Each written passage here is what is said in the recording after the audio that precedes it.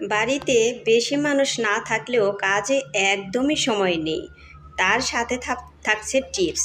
তাহলে পুরো ভিডিওটাই দেখতে থাকেন। হ্যালো ফ্রেন্ডস, নমস্কার, গুড মর্নিং সবাইকে। ইলার ব্লগে স্বাগতম। কেমন আছেন সবাই? আশা করি ভগবানের কৃপায় ভালোই আছেন। আমিও তো অনেক ভালো আছি। ইলার ব্লগে আরেকটি নতুন ব্লগ ভিডিও নিয়ে চলে আসলাম আপনাদের জন্য। এই তো আজকের ব্লগটা কিন্তু সকাল থেকে শুরু করছি। একদম সকাল থেকে শুরু করে দিয়েছি। এই তো দুপুরের রান্না, এই পিয়ালি মাছগুলো রান্না করব। এই মাছগুলো কিন্তু আমার খুবই ভালো লাগে, নদীর মাছ। এখানে কিন্তু অনেকগুলো মাছই নিয়েছি রান্না করতে দুইজনের জন্য, কারণ ওই যে এক বাটি করে রেখে দিব তরকারি ফ্রিজে, সেই জন্য কিন্তু একটু বেশি করেই রান্নাগুলো করছি। এই তো মাছগুলো এখন আমি ভালো করে ভেজে নিচ্ছি। আর আপনারা তো দেখেনই আমি লোহার কড়াইতে রান্না করি বেশি, কারণ এই কড়াইতে রান্না করে এতটাই মজা লাগে, ভাজা টাজা করতেও খুবই আরাম, একটু লেগে পড়ে না নিচে। আর লোহার কড়াইতে তো রান্না সবসময় খাওয়া ভালো। এই লোহার কড়াইতে রান্না করে খেলে নাকি আয়রনের অভাবটাও অনেকটাই পূরণ হয়। এই তো মাছগুলো ভাজা হয়ে গিয়েছে, এখন আমি উঠিয়ে নিচ্ছি। আর আজকে কিন্তু আর রান্না বান্না কোনো কিছু আমি শেয়ার করব না, শুধু এই একটা তরকারি শেয়ার করছি আপনাদের সাথে। এরপরে তো আমি চুলাটা পরিষ্কার করব, তারপরে কিন্তু ফ্রিজটাও সুন্দর করে পরিষ্কার করে নেব। এই তো আর একটু তেল দিয়ে দিচ্ছি। আমার বাড়িতে বেশি মানুষ নেই, শুধু আমরা দুইজন, আমি আর আমার হাজবেন্ড। তারপরেও কিন্তু আমি কাজে একদমই সময় নেই, কারণ শুধু তো রান্না বান্না না, আরও অনেক কাজ থাকে বাসায়। তো আর দুই একটা কাজ থাকে না, কত কাজই থাকে, সবগুলো কাজই তো করতে হয়। এই তো আলু, বেগুন, ধুন্দুল এগুলো দিয়ে কিন্তু এই মাছের তরকারিটা রান্না করব। এইভাবে এই তরকারিটা কিন্তু দারুণ হয়। তরকারি মানে চচ্চড়ি, এটা একটু ঝোলা ঝোলা ভাবে রান্নাটা করব। একদম তো ছোট না, সেই জন্য কিন্তু একটু ঝোল ঝোল রাখবো। আর যদি একদমই ছোট হতো তাহলে কিন্তু একটু শুকনা শুকনা করে এই চচ্চড়িটা রান্না করতাম। এই তো এখন ভালো করে ভেজে তারপরে কিন্তু পরিমাণ মতো ঝোল আমি দিয়ে দিব। এই তো পরিমাণ মতো ঝোল দিয়ে দিচ্ছি। আর প্রচুর গরম, এতটাই গরম, একদম বাতাস বলতে কিছুই নেই। গরমে তো ছাদেই যাওয়া যাচ্ছে না, এতটাই গরম। এই তো আমার তরকারি কিন্তু প্রায় হয়ে গিয়েছে। এই যে মাছগুলো দিয়ে দিলাম, এখন এখন নাড়াচাড়া করে তারপরে কিন্তু আর একটু হাই ফ্লেমে জাল দিয়ে জিরে গুঁড়ো দিয়ে তারপরে কিন্তু চচ্চড়িটা আমি নামিয়ে নেব। এই ধরনের চচ্চড়ি হলে কিন্তু আমার আর কিছু লাগে না। আমার তো বড় মাছ একদমই ভালো লাগে না। এই তো চুলাও কিন্তু আমি একদম ভালো করে পরিষ্কার করে নিচ্ছি। আগে তো আমি ভালো করে লিকুইড ভিমবার দিয়ে পরিষ্কার করে নিচ্ছি। এখন আমি এই যে টাওয়েল দিয়ে ভালো করে কিন্তু মুছে নিচ্ছি, কারণ এইভাবে মুছে নিলে ওই দেখেন এমনিতেই কিন্তু একদম চকচকা হয়ে গিয়েছে। এই যে আরেক মোছা দিলে তো একদমই ঝকঝকে করছে, খুবই সুন্দর লাগছে। এই চুলায় যদি আমি পরে রান্না করতে আসি তাহলে কিন্তু নিজের কাছে অনেকটা ভালো লাগবে। আর নোংরা থাকলে কিন্তু রান্না করতেও ভালো লাগে না। এই তো একদম সুন্দর করে পরিষ্কার করা হয়ে গিয়েছে। এখন আমি এই যে ফ্রিজটা পরিষ্কার করে নেব, কারণ আমি আবার গাজীপুর যাব কয়েকদিন পরেই, সেজন্য কিন্তু আমি ফ্রিজটাও আজকে পরিষ্কার করে নিব। এই তো ফ্রিজে বেশি কিছু নেই, কারণ বেশি কিছু আর বাজার করা হয়নি, কারণ আমি 2 দিন পরেই যাব, সেই জন্য বেশি কিছু বাজার করানো হয় নাই। 2 দিন পরে না, সরি, 1 দিন পরেই। এখন এই যে সব কিছু নামিয়ে তারপর ফ্রিজটা কিন্তু ভালো করে আমি মুছে নেব। আমি ফ্রিজটা পরিষ্কার করছি কিন্তু একটু ভিমবার আর ভিনেগার দিয়ে, আর কিছু এর মধ্যে দিইনি, লেবু টেবু কিছুই দিইনি। এগুলো দিয়ে কিন্তু পরিষ্কার করব। এগুলো দিয়ে ফ্রিজটা দারুণ পরিষ্কার হয়। এমনিতেও তেমন ময়লা নেই, ওই যে বক্সটায় শুধু ময়লা আছে, ওটাও কিন্তু আমি ভালো করে ভিমবার দিয়ে পরিষ্কার করে নিব। আর এই যে এই র্যাকগুলো তেমন ময়লা হয়নি।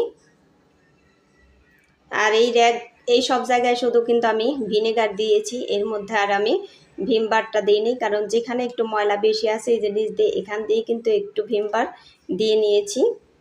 আর ওই বক্সটা ভিমবার দিয়ে ধুবো।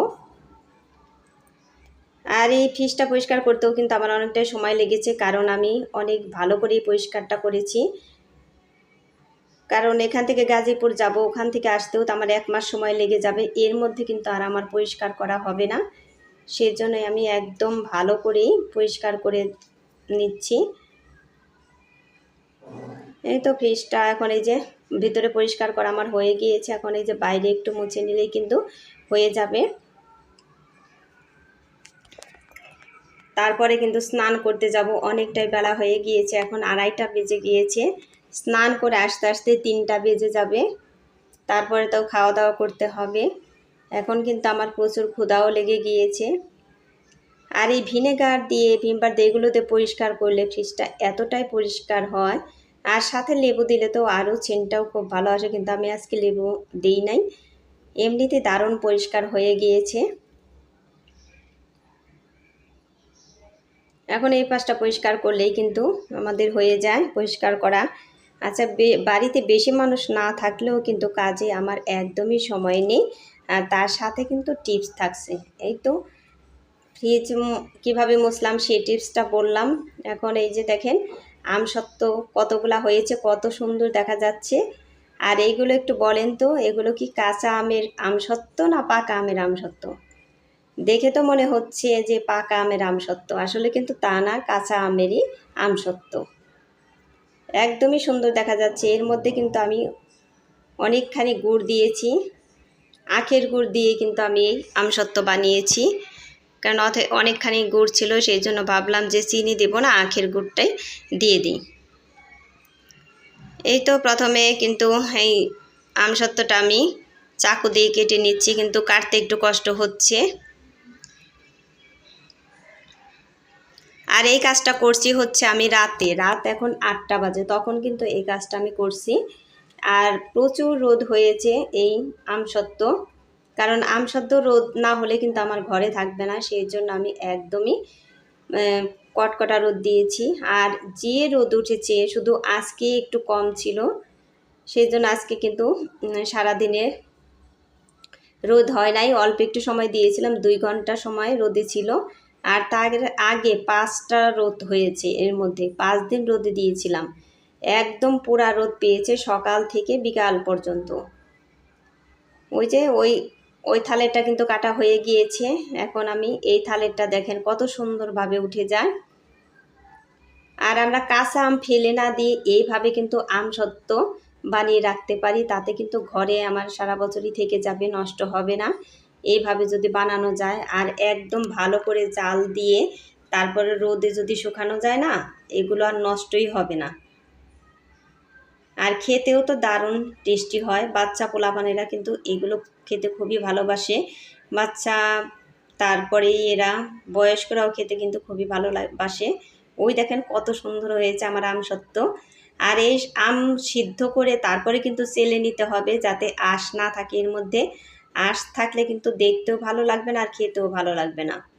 এই তো প্রথমে কিন্তু আমি চাকু দিয়ে কাটতে লাগছিলাম, তা অনেক কষ্ট হয়েছে, সেই জন্য ভাবলাম যে এখন আর চাকু দিয়ে কাটবো না, এখন আমি কেচি দিয়ে কেটে নেব। ওই দেখেন কেচি দিয়ে কাটতে অনেকটাই আরাম হয়েছে।